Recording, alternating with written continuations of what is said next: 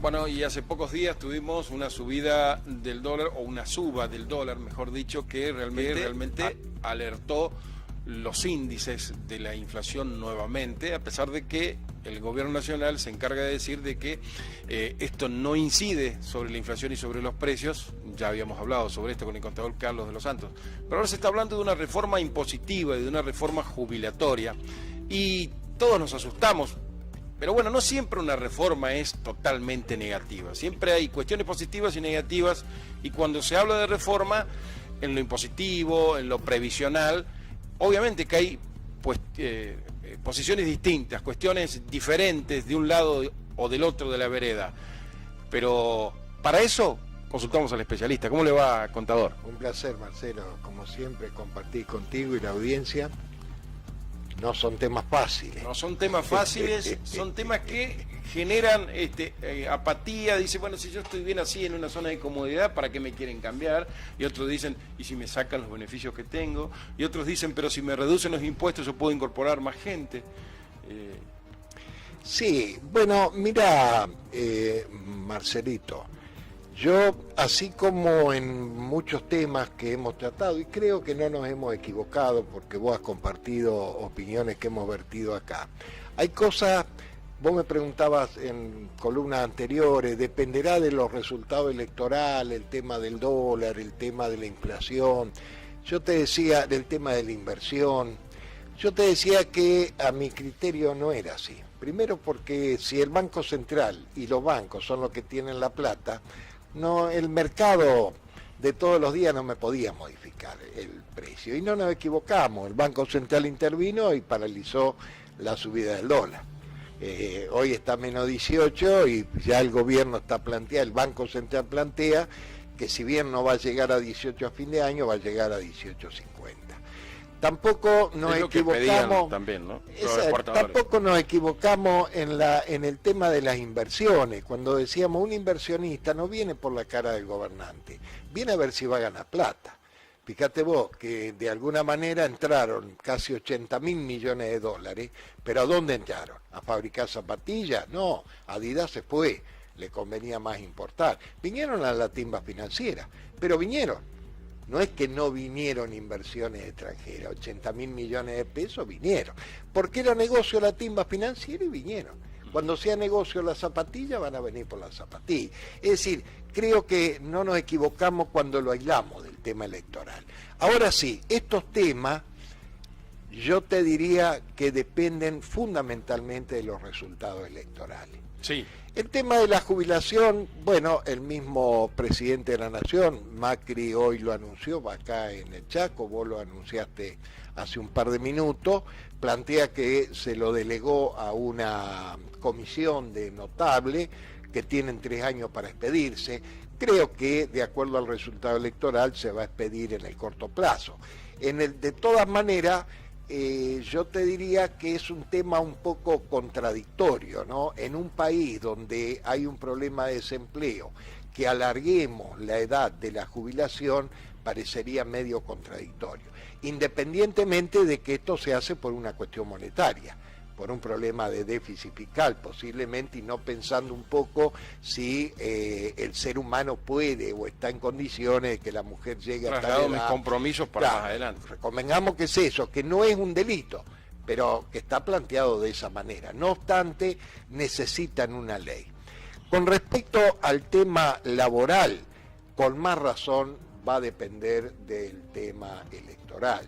Yo creo, en mi opinión, de que es una ley que en definitiva no creo que salga este año de ninguna manera, ni el año que viene tampoco.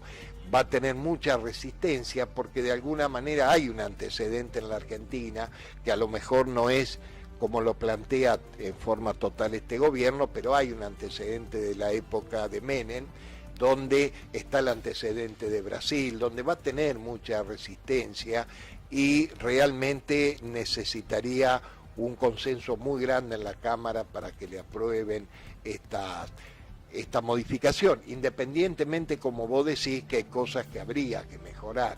Cuando Macri plantea de que tenemos una legislación de un siglo pasado y una tecnología muy avanzada, estas contradicciones se dan de alguna manera, con independencia de que si uno piensa que es para liquidar el sindicato y otro piensa que es para avanzar desde el punto de vista económico-social, podemos estar o no de acuerdo, pero hay cosas que hay que mejorar.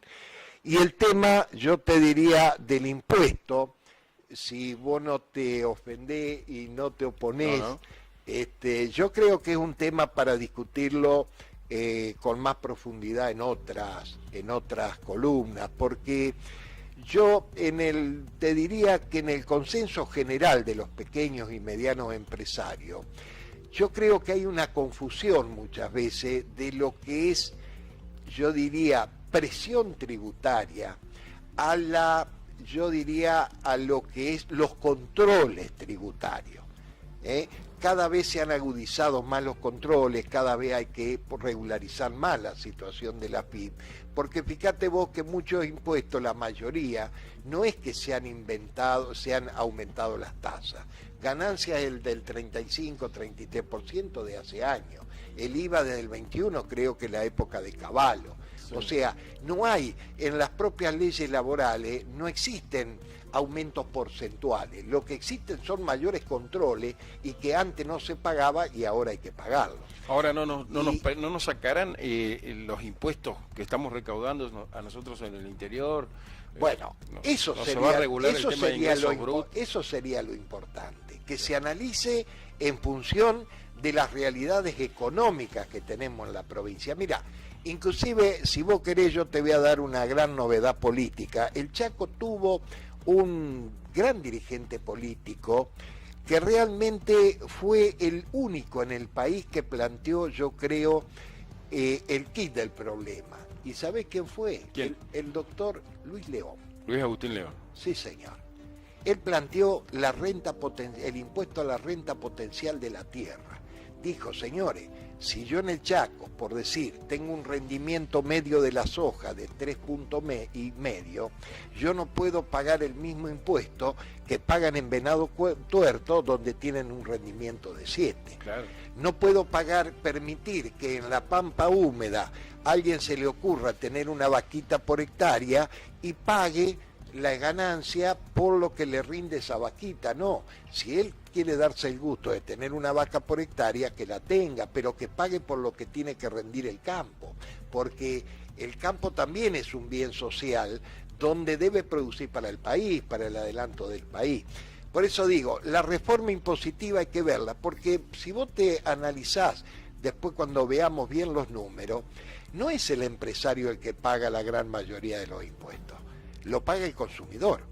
El IVA es un impuesto al consumo, que vos me decís, ¿es mucho el 21? Seguramente que sí. Inclusive es uno de los impuestos más grandes en todos los países del mundo, digamos, la mayoría llega al 15 como máximo. Vos me decís que el 35% de ganancia es del empresario, sí, pero es sobre ganancia, sobre la dulce, no es que está pagando sobre el costo. Que puede ser alto o no, es discutible.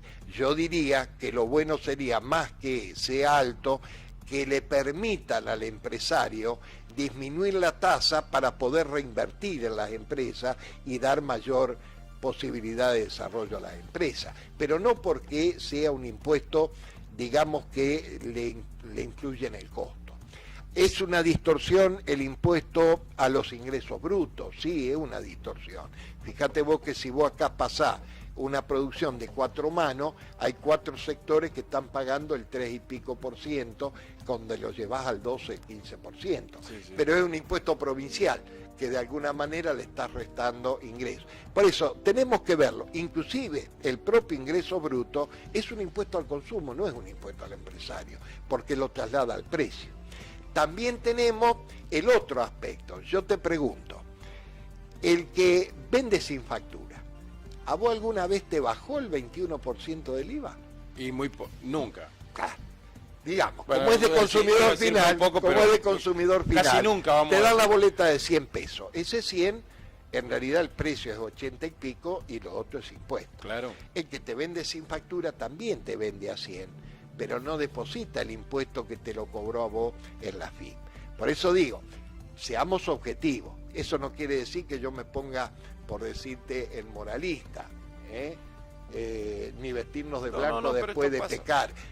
Son opiniones objetivas, digamos. Por eso el tema impositivo sí creo que tendríamos que diferenciar en las próximas columnas lo que es, yo diríamos, presión impositiva, la gran cantidad de impuestos, de lo que es el aumento de los controles para que pague. Y la otra cosa fundamental es que peleemos por una modificación que realmente sirva para una mayor producción y que haya diferenciación entre la productividad de las provincias. Muchas gracias, contador Carlos de los Santos. No, por favor, el agradecido soy yo. Muy claro y un tema que da para mucho, y como decía recién el contador, tenemos que sincerarnos todos.